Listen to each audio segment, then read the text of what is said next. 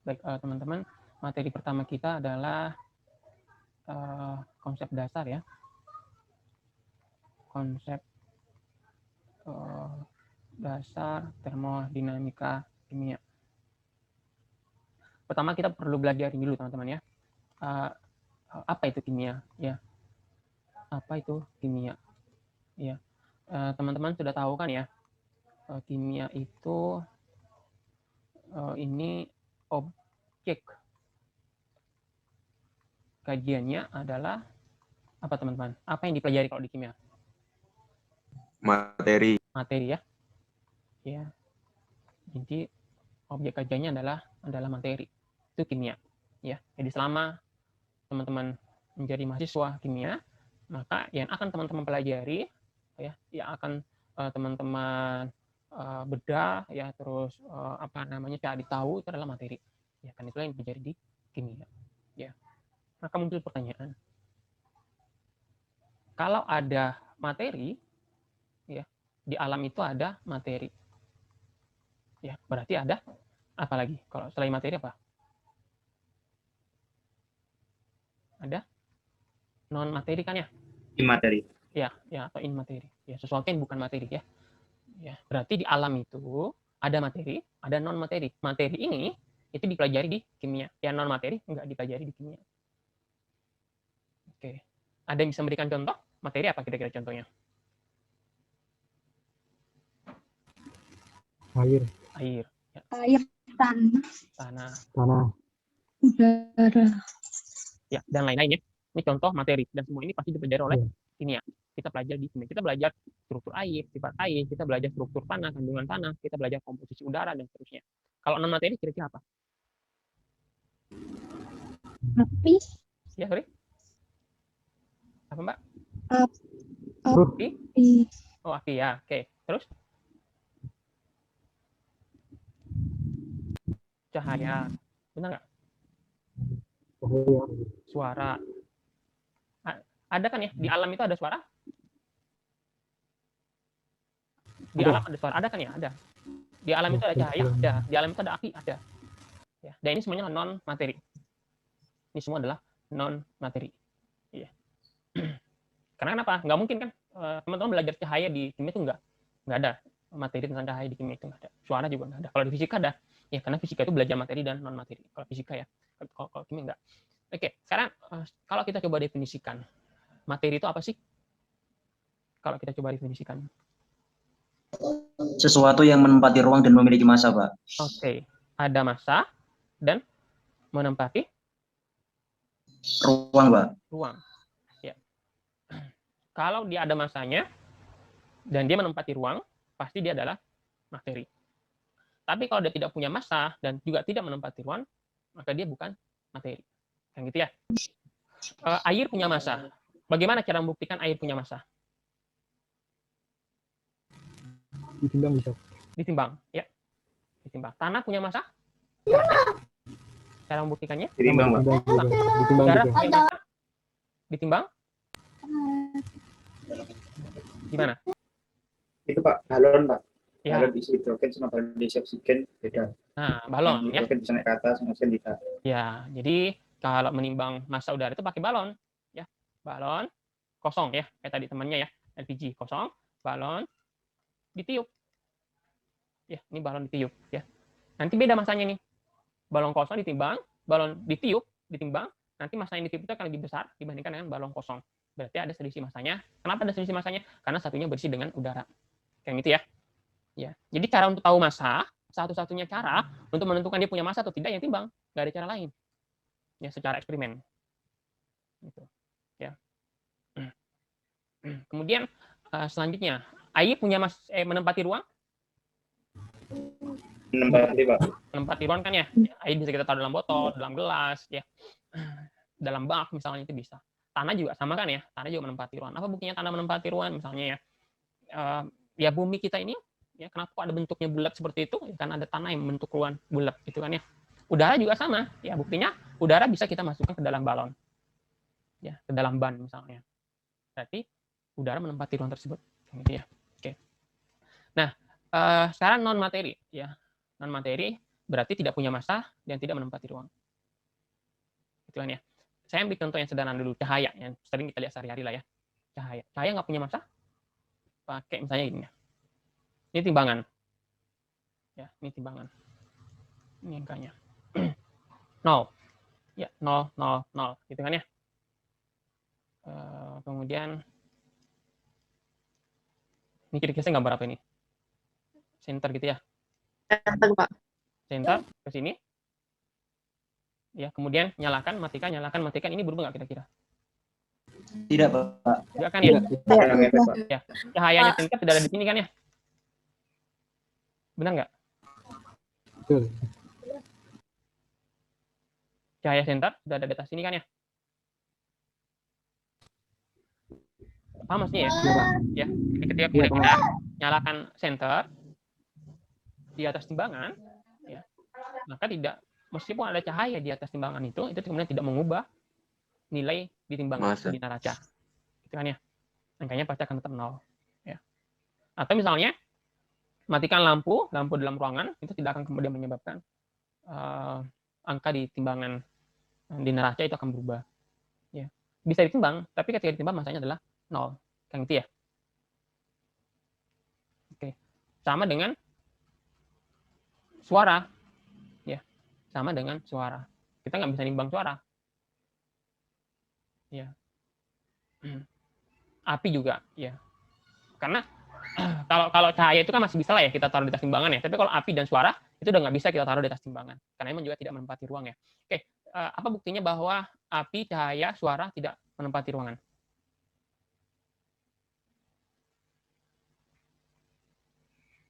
Api, cahaya, suara tidak menempati ruang. Buktinya apa?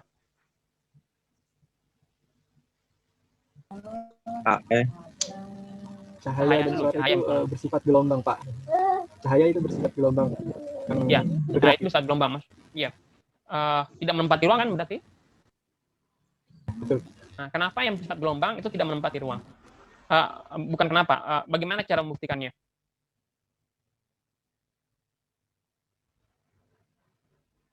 Enggak kira-kira Karena semisal kalau udara tadi kan ditaruh di dalam balon itu biar udaranya bisa diem kan Pak di tempat. Tapi kalau suara cahaya itu nggak bisa diem di suatu tempat gitu Pak, nggak bisa Pak.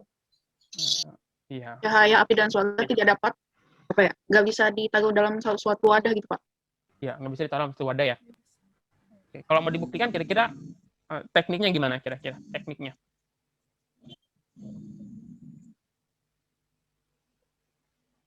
Contoh misalnya gini, kita punya botol, ya, kita punya botol gitu, ya, ini botol, ya, diisi air, ya, diisi air, ini siang hari, gitu kan ya, ini siang hari, diisi air, ya, diisi air, ya, siang hari, diisi air botolnya.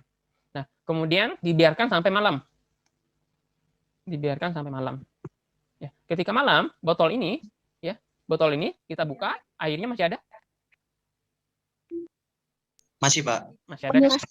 Penyusut. Ya, airnya masih ada kan ya? Dari siang ke malam kan ya? Karena kenapa? Air itu menempati botolnya. Dia ada dalam botol itu. Ya, dia ada dalam botol itu. Dan dia menempati botol itu. Sehingga dia bisa dipindah-pindah. Kan gitu kan ya? Dia bisa dipindah-pindah. Karena dia menempati ruangan itu, maka dia bisa dipindah-pindah. Gitu ya. Nah, kalau cahaya, kan beda ya kalau cahaya. Itu bisa masuk. Ya, cahaya masuk. Ya, cahaya masuk dalam botol. Botolnya kita tutup. Ya, di dalam botol ada cahaya masuk, botolnya kita tutup di siang hari. Apakah kalau malam hari botolnya kita buka, ya kemudian cahayanya keluar?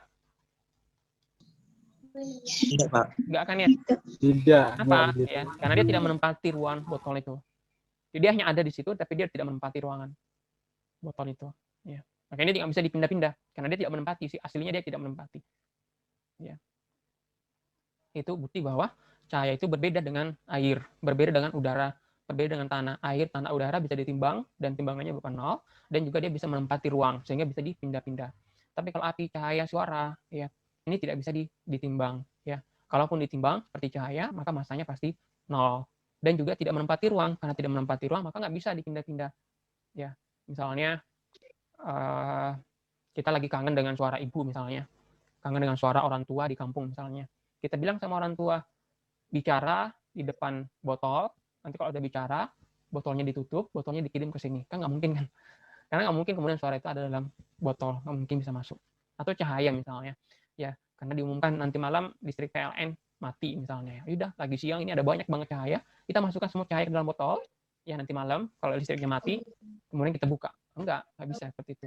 Ya, cahayanya ada pada saat ini, tapi nggak bisa kita masukkan ke dalam ruang yang kapan-kapan kemudian kita keluarkan. Itu nggak mungkin. Ya, karena sifat cahaya tidak seperti itu. Cahaya tidak menempati ruang seperti air, tanah, udara menempati ruang. Ya, itu bedanya kan ya. Nah, kalau orang kimia, bagaimana cara membedakan ya dia materi atau bukan materi? Cara membedakannya adalah apa kira-kira teman-teman? Kalau orang kimia. Kalau materi pasti apa kira-kira? Kalau materi dalam kimia dipelajari, kalau materi pasti tidak dipelajari. Iya. Sehingga kalau kita mau membedakan dia materi atau bukan materi, dia dipelajari di kimia atau tidak dipelajari di kimia, kira-kira apa kira-kira? Kalau materi pasti ada apanya? Pasti ada rumus kimianya kan ya? Ya kan ya? Ada rumus kimia, ada entah atom atau molekul. Ya kan ya? Kalau materi yang dipelajari dalam kimia, ya, dan semua materi itu pasti ada rumus kimianya, entah atom, entah molekul. Ya, entah atom, entah molekul. Ya kan ya? Air punya rumus kimia? Punya. Punya, Pak. Ya, Punya. kan ya, rumus kimia. Jadi, Tanah, monoksida. ya, tanah banyak kan silika ya. Ya, silika. Silika. Air H2O. Ya. Udara, ada rumus kimia di udara? Ada O2, O2, O2, ada CO2 dan seterusnya. Ini ya. CO2, CO. Kalau cahaya tidak ada rumus kimianya. Api tidak ada ya api. Ya, api tidak ada rumus kimianya. Suara tidak ada rumus kimianya. Ya, nih tidak ada atom atau molekul. Ya, atau rumus kimia. Ya, rumus kimia kan tidak ada ya. Ya. Maka semua materi, apapun jenis materi itu pasti ada rumus kimianya. Atau kalau mau dibalik, semua yang punya rumus kimia pasti dia materi. Jadi semua yang punya rumus kimia pasti dia materi dan pasti dipelajari di kimia. Ya.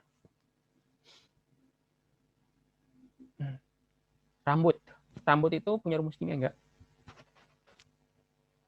Rambut itu adalah protein kan ya, kulit, tulang, ya, apalagi otot, ya, apalagi lipid, ya, karbohidrat, lemak, protein, ya, tembok, meja, kayu, ya, kertas, kain, ya, plastik, kaca, oli, ya, bensin, LPG, ya,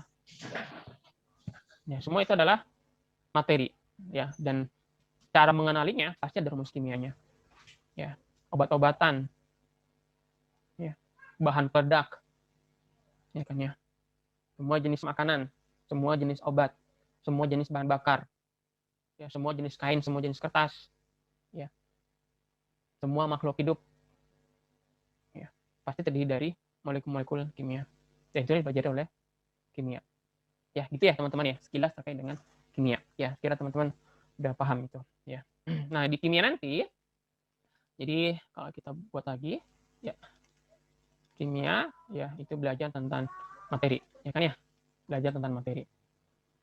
Apanya yang dipelajari? Masih ingat di kimia dasar apa yang dipelajari?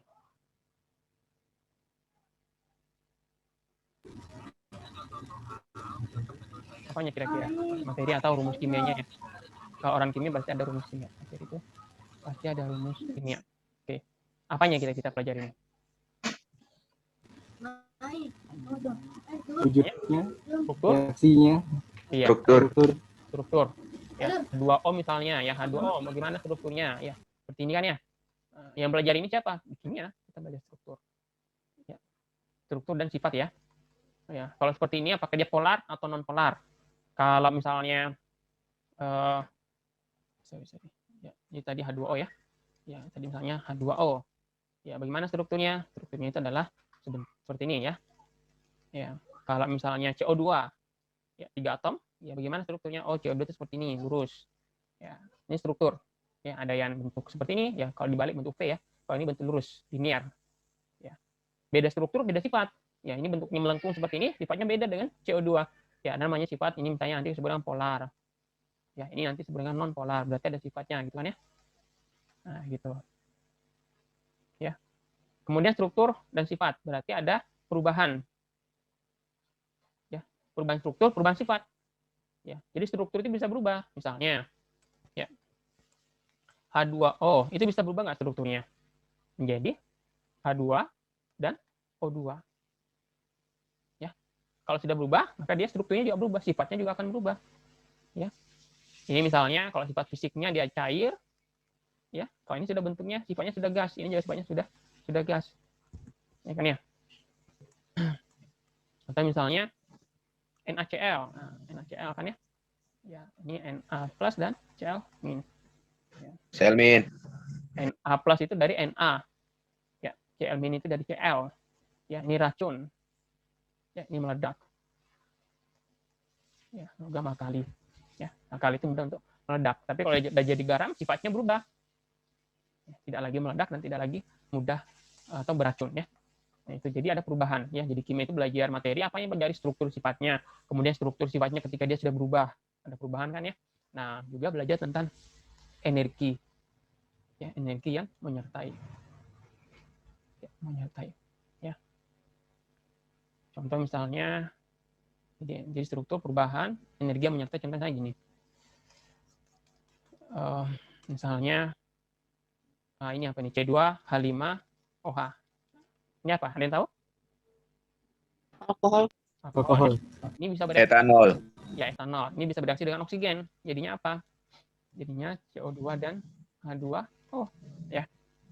Selain ini, dia juga menghasilkan apa? Menghasilkan energi. Energi dalam bentuk apa? Dalam bentuk api.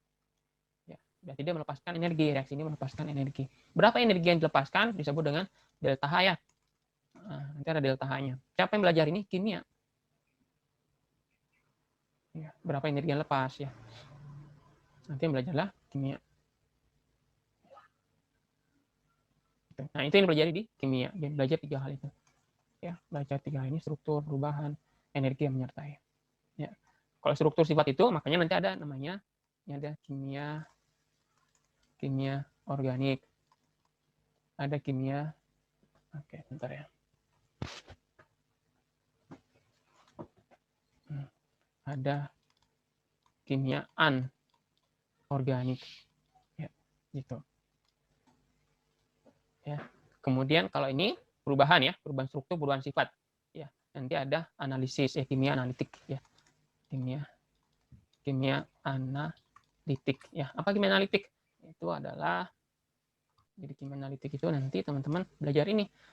Berapa yang berubah? Berarti kimia analitik kuantitatif ya. Biasanya kimia analitik 1. Ada ini kalau ini berapa yang berubah, kalau ini apa yang berubah. Berarti ini kualitatif, apa yang berubah ya.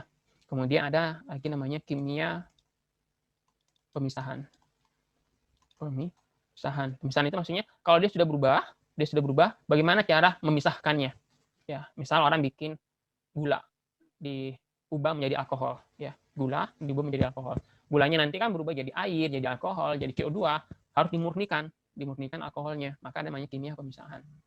Ya. Kemudian perubahan ini banyak nih. Ada juga nanti kinetika kimia. Kalau ini belajar tentang waktu ya. Ini berapa waktu yang dibutuhkan. Ya, kemudian ada lagi nanti mekanisme atau dinamika kimia ya. Mekanisme ya. Kalau perubahan ya, ini banyak ya.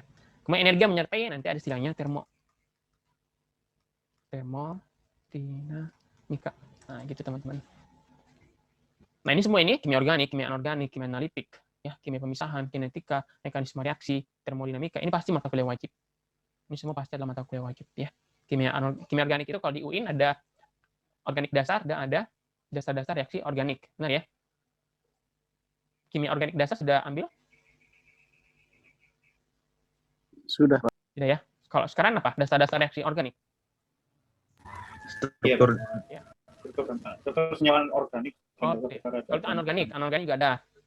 Ya, dipecah-pecah lagi kuliahnya. Tapi intinya adalah ini. Ya, nanti namanya bisa beda-beda. Nah, ada juga termodinamika. Termodinamika yang mana? Yang belajar yang ketiga ini, energi yang menyertai dalam suatu reaksi kimia. Itulah termodinamika. Ya, ada di sini. Itu yang ketiga ini, energi yang menyertai. Oke. Oke, sejauh ini bisa dipahami, teman-teman? Kira-kira di mana ruang lingkup termodinamika? Ya. Jadi kita belajar termodinamika itu di mana, gitu ya. Jadi saya ulangi lagi bahwa kimia itu belajar tentang materi ya. Tadi materinya sudah kita bahas ya. Gampang aja materi itu kalau orang kimia pasti punya rumus kimia, pasti punya strukturnya, atom-atomnya apa. Ya. Kalau cahaya nggak punya atom berarti dia bukan materi, gitu ya. Nah, apa yang dipelajari di kimia? Kita di kimia itu belajar ini struktur dan sifat. Struktur dan sifat. Ya. Kemudian perubahannya, perubahan strukturnya, perubahan sifatnya. Kemudian energi yang menyertai. Itu ya, 3 hal ini yang kita pelajari di kimia. Nah, struktur sifat itu nanti teman-teman akan belajar di sini. Di kimia organik ada, kimia anorganik ada, struktur dan ikatan kimia juga ada. Ya, ada ya, struktur dan ikatan kimia. Itu juga ada. Dan pasti mata kuliah wajib. Ya. Kenapa mata kuliah wajib? Karena itulah kompetensi orang yang belajar kimia. Ya. Kemudian perubahan. Ya, perubahan nanti teman-teman akan belajar ini. Kimia analitik, ada analitik kuantitatif, itu berarti berapa yang berubah. Ada analitik kualitatif. Kualitatif itu berarti apa yang berubah. Ya, apa yang berubah. Ya, misalnya ini ya.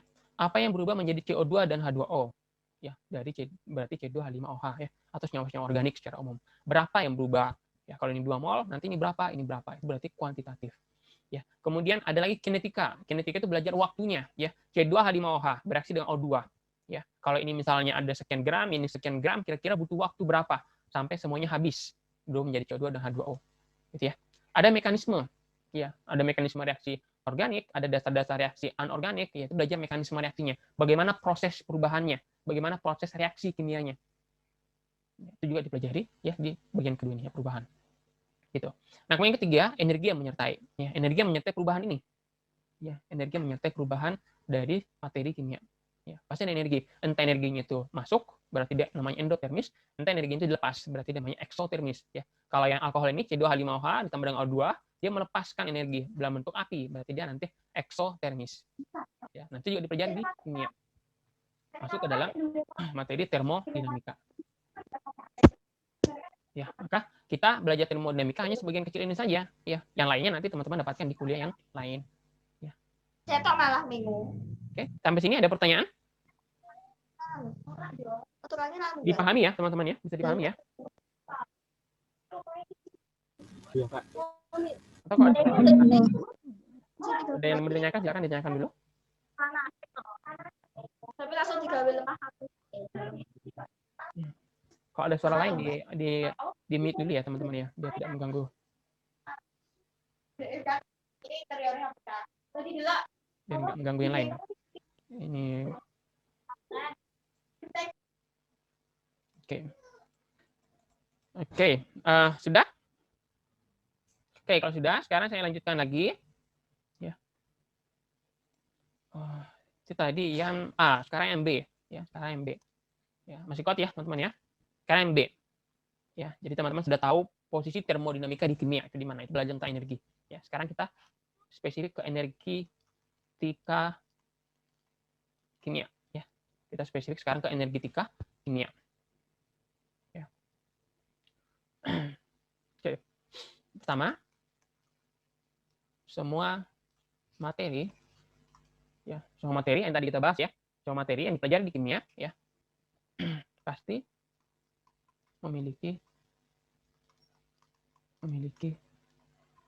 energi. Nah ini ya, semua materi yang tadi kita bahas itu pasti memiliki energi. Di dalamnya pasti ada energi.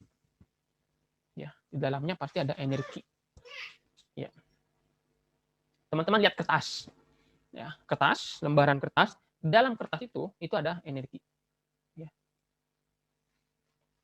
Ya, ini saya nyalakan video ya sambil kita lihat kertas. Ya, ini ya. Di dalam kertas ini, ya, di sini itu pasti ada energi dalam kertas ini. Ada energinya. Ya. Air. Dalam air, di dalamnya molekul-molekul air itu ada energinya, ya. Itu pasti ada energinya. Ya. Dalam bongkahan batu itu ada energinya. Ya. Dalam molekul-molekul oksigen, nitrogen, CO2 Dalam molekul-molekulnya itu ada energinya. Oke. Bukti misalnya, contoh ya. Contoh. C2H5OH. Ya, C2H5OH. Bereaksi dengan 3O2. Ya, hasilnya apa, teman-teman? Hasilnya CO2 2CO2 ditambah dengan 3H2O. Benar ya? Benar? Dasarnya kan? benar. Oke. Coba sekarang kita lihat. Semua C, ada 2 C, sekarang sudah berubah. C dari alkohol, sekarang sudah berubah menjadi C di karbon dioksida. Benar ya? Ya. Benar ya? Oke. Karena semua H di alkohol, ada 6, sekarang sudah berubah menjadi H air. Benar ya?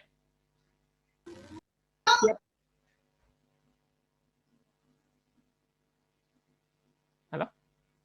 Iya. Oke. Betul, Pak. Kemudian oksigen ada 6 di sini, di alkohol ada 1. Berarti 7 kan ya? Itu sudah Iya. pindah di CO2, sudah pindah di CO2 ada 4, ada 4O, di H2O ada 3. Benar ya? Apakah masih ada yang tersisa Iya, Pak. sesuatu di sebelah kiri? Apakah masih ada yang tersisa di sini? Semuanya udah Sudah nggak ada yang udah berubah. tersisa kan ya? Semua sudah berubah kan ya? Jadi di sebelah kiri ini semuanya sudah berubah, tidak ada lagi yang tersisa. Benar nggak? Semua Betul, sudah Pak. jadi ini dan ini. Betul. Tapi teman-teman tahu bahwa kalau alkohol bereaksi dengan oksigen, yang dihasilkan itu bukan cuma CO2, bukan cuma H2O. Benar nggak?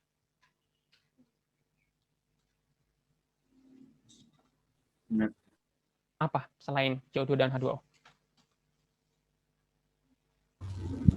Panas lah. Ya. Kalor. Atau gampangannya api gitu kan ya? Benar ya? Benar nggak? Benar, Pak. Benar. Iya, Pak. Jadi kalau alkohol bereaksi dengan oksigen, ya, maka yang dihasilkan itu bukan cuma CO2 dan H2O, tapi dia juga menghasilkan api. Ya kan ya? Api atau energi ya, bentuk energi. Berarti sebelumnya di dalam alkohol ini dan CO2 ini, dan O2 ini, dalam alkohol ini, O2 ini, di dalamnya ini tuh ada energi. Ya kan ya? Dipahami nggak maksudnya teman-teman? Jadi sebenarnya di dalam alkohol C2H5OH dan oksigen, sebenarnya di dalam molekulnya itu, C2H5OH dengan oksigen, di dalam molekulnya ada energi. Ya. Ada energi. Dan kalau alkohol dengan oksigennya berubah menjadi CO2 dan H2O, maka sebagian energi ini itu akan dilepaskan dalam bentuk api.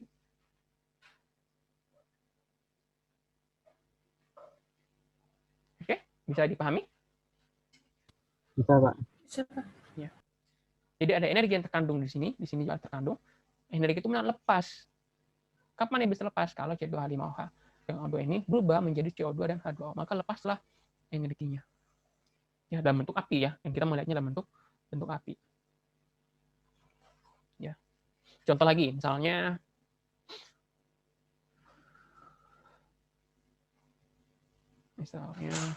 ini.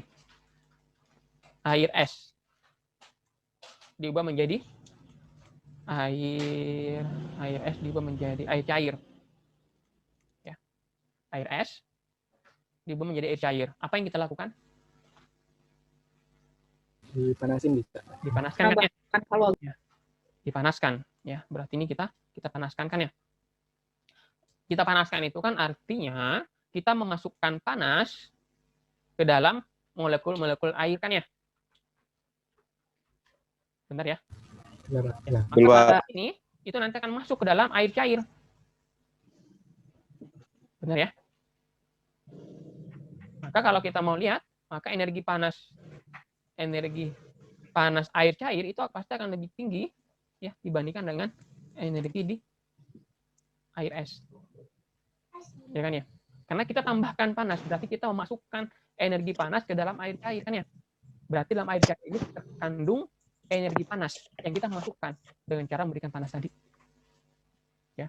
Berarti dalam air cair itu terkandung energi panas yang kita masukkan tadi itu lebih tinggi dibandingkan dengan air es. Ya, berarti air cair itu bisa mengandung energi panas.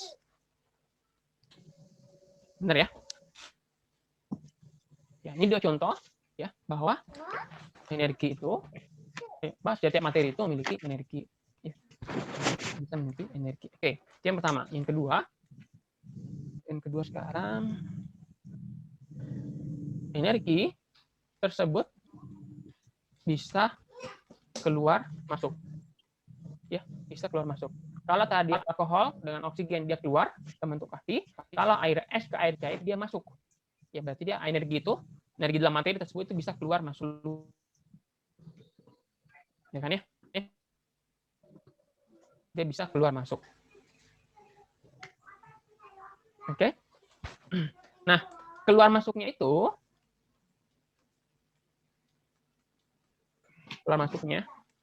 diukur dari, nah ini dia, kita mulai masuk ke konsep termodinamika.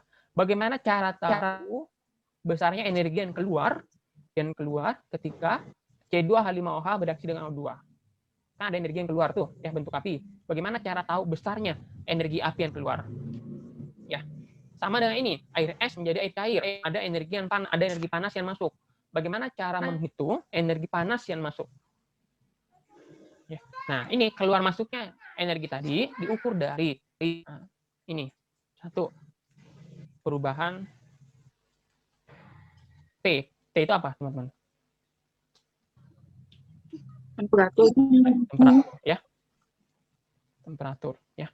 Ketika ada energi yang keluar, ada energi yang masuk, pasti terjadi perubahan temperatur. Dari perubahan temperatur itulah kita bisa menghitung berapa energi yang masuk atau berapa energi yang keluar. Ya. Yang kedua, bisa kita juga dari sini. Perubahan P. P kira-kira apa, teman-teman?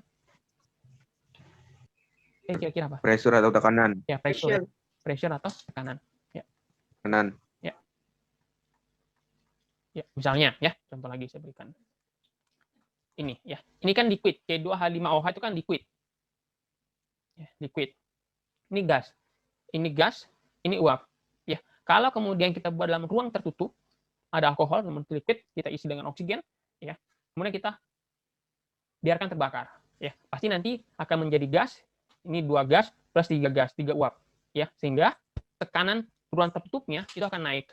Nah, naiknya tekanan itu menjadi parameter berapa energi yang keluar atau berapa energi yang masuk. Ya. Kemudian yang ketiga, bisa juga ini perubahan, ini kira-kira apa? P? Volume. Ya, volume. Volume. Dari volume ini kita bisa tahu berapa energi yang keluar, berapa energi yang masuk. Ya. Kemudian terakhir adalah perubahan, kira-kira ini apa nih? N. Mol ya. Jumlah mol. Ya, jumlah mol. Ya, berapa yang berubah ya, berapa mol yang berubah. Nah, dari perubahan molnya itu kita bisa menghitung berapa energinya. Oke. Ini semua besaran-besaran ini pernah teman-teman pelajari? Di mana teman-teman pernah belajar ini? Aku aliyah. Iya ya. Di kuliah apa di mata kimia. Gimana? Hukum gas. Gas standar. Dasar kimia. Kimia kelas 11 SMA. Kalau di fisika itu ada istilahnya besaran pokok, besaran turunan ya. Benar, Pak. Iya, Pak. Nah, Besaran pokok, besaran turunan ya. Nah, ini semua kecuali yang volume ya. Volume itu adalah besaran turunan ya. Turunan, Pak. Karena besaran pokoknya Iya, Pak. panjang kan ya. Besaran pokoknya panjang. Oke, gitu ya. Nah, semua ini tuh bisa diukur. Temperatur diukur pakai apa? termometer. Termometer. Tekanan bisa diukur. Pakai apa? Ya, bisa, Pak. Barometer. Barometer, ya, barometer. Volume bisa diukur. Ya, tergantung kan ya kalau volume ya. Kalau dia padat, nanti bisa panjang kali lebar kali tinggi. Ya, kalau dia cair, ya nanti kita gunakan alat ukur cair. Kalau dia gas, juga nanti bisa kita gunakan alat ukur gas. Jumlah mol bisa kita hitung, ya. Dari masanya bisa kita konversi menjadi mol. Ya, intinya semua ini bisa kita ukur. Ya.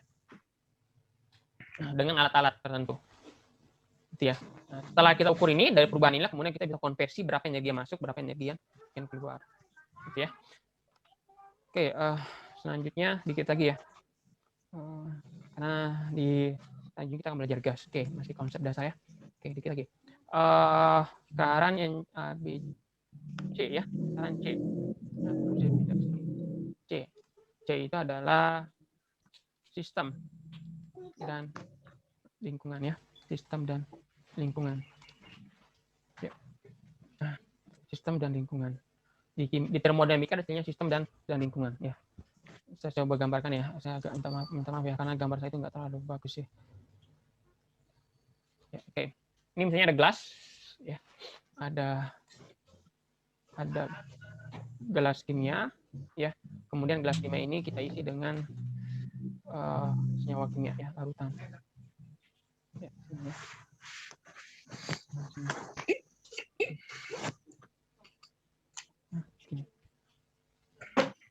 Ini ya. Nah, di sini kemudian nanti terjadi misalnya reaksi-reaksi kimia ya. Ini ada jadi reaksi. Ya, ini ya teman-teman ya. Terjadi reaksi kimia. Ya, maka yang ini tempat terjadinya reaksi kimia, ini tempat terjadinya reaksi kimia kita sebut dengan sistem kimia. Sistem. Ya. Ya, bagian luarnya ya, bagian luarnya nanti ini ya, ini kita sebut dengan lingkungan. Lingkungan. Namanya lingkungan ya. Ini namanya lingkungan. Ya, bagian luarnya yang bersentuhan langsung dengan sistem ya, bersentuhan langsung dengan sistem kita sebut dengan lingkungan ya. Oke. Nah, sistem itu ada sistem yang terbuka.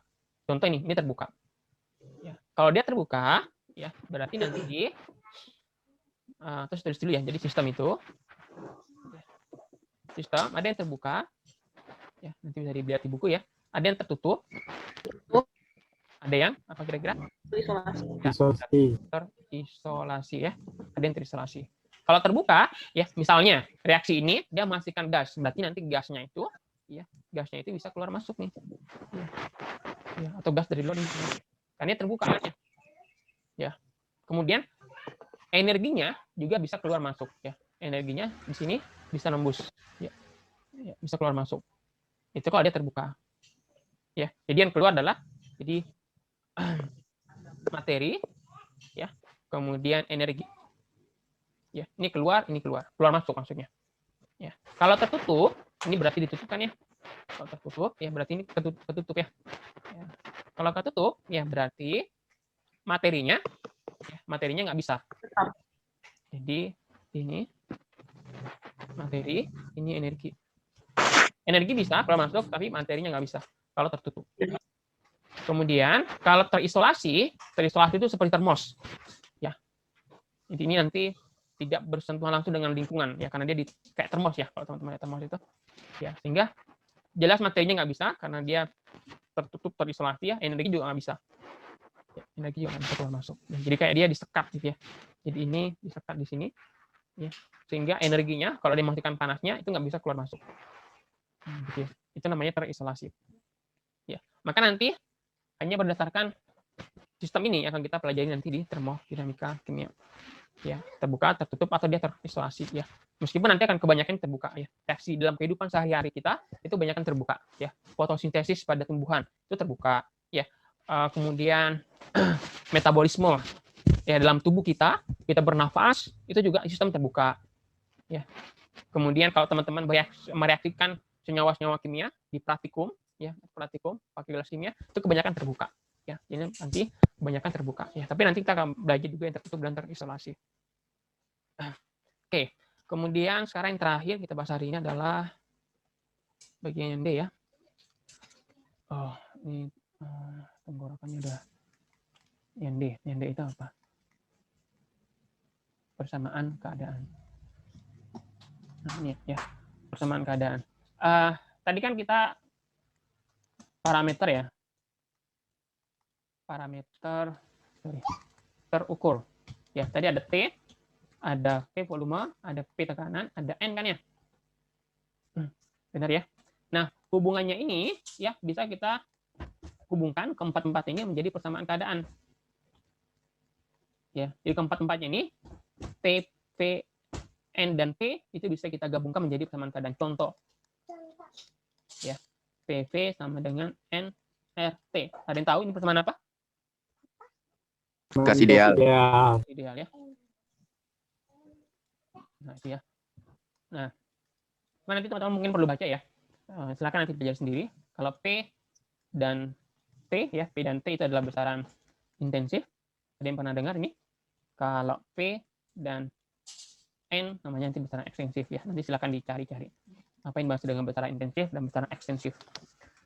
Oke, sekira itu ya teman-teman ya untuk konsep dasar termodinamika ya. Nanti di pertemuan selanjutnya kita akan belajar sistem gas ya. Ya, bagaimana menghubungkan keempatnya ini T, P, P dan N menjadi PV nRT sehingga bisa menjadi persamaan gas ya. Oke. Atau sebelum masuk ke situ, mungkin teman-teman nanya, kenapa gasnya yang kita pelajari? Padahal kan sistem kimia itu tidak cuma gas. Sistem kimia itu ada liquid atau cair, ada solid atau padat ya, dan juga ada gas. Tapi yang kita pelajari hanya gas. Ada kira-kira yang tahu di antara teman-teman? Kenapa pendekatannya itu pakai gas? Padahal sistem kimia ada liquid dan ada solid. Ada yang tahu kira-kira? Ya. Kalau teman-teman buka buku termodinamika, buka buku kimia fisika, mesti selalu diawali dengan persamaan keadaan gas. Ya, tidak ada istilahnya persamaan keadaan liquid, persamaan keadaan solid. Itu tidak ada. Adanya persamaan keadaan gas. Kira-kira ada yang tahu alasannya apa?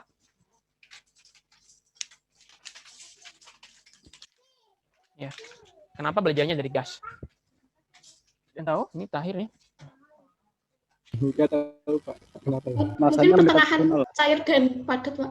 Ya. Oke. Alasannya adalah Karena lebih apa Mas? Karena lebih karena fleksibel Pak. fleksibel maksudnya apa kira-kira? Apa sih? Jadi nggak sepadat yang liquid sama yang solid. Nggak tahu juga sih. Oke, ya kira-kira itu lah. Maksudnya gini, kan 4 nih, TPPN, ya. Kalau khususnya Pak yang tekanan ya, tekanan itu kalau dia padat dan dia cair, ya, kalau dia padat itu solid ya, kemudian liquid cair ya, ini sulit mengukur perubahan tekanannya. Ya, dan volume ya, Ya, maksudnya gini, di antara 3 fasa tersebut ya, ada solid, liquid, dan gas. Ya, yang paling mudah diukur perubahan temperaturnya, volumenya, tekanannya, molnya adalah gas. Kalau padat, misalnya padat nih, teman-teman, besi, ya, potongan besi ini, ya, potongan besi seperti ini, ya. Kemudian ini ditekan, diberikan tekanan, ya. Volumenya berubah nggak? Kasih P. Tidak. Volumenya berubah nggak? Berubah. Kecil banget. Gitu teman-teman. Dia berubah, tapi kecil. Tapi kalau gas, ini gas, ya di sini, ya taruh gasnya di sini, ya kemudian tutupnya ini dibuat licin gitu ya, ditekan, ya, dia mengubah tekanannya, maka ini volumenya langsung berubah, berubahnya besar, gitu kan ya. Ya, maka paling mudah mengukur perubahan temperatur, perubahan volume, perubahan tekanan, perubahan jumlah mol itu kalau fasanya gas.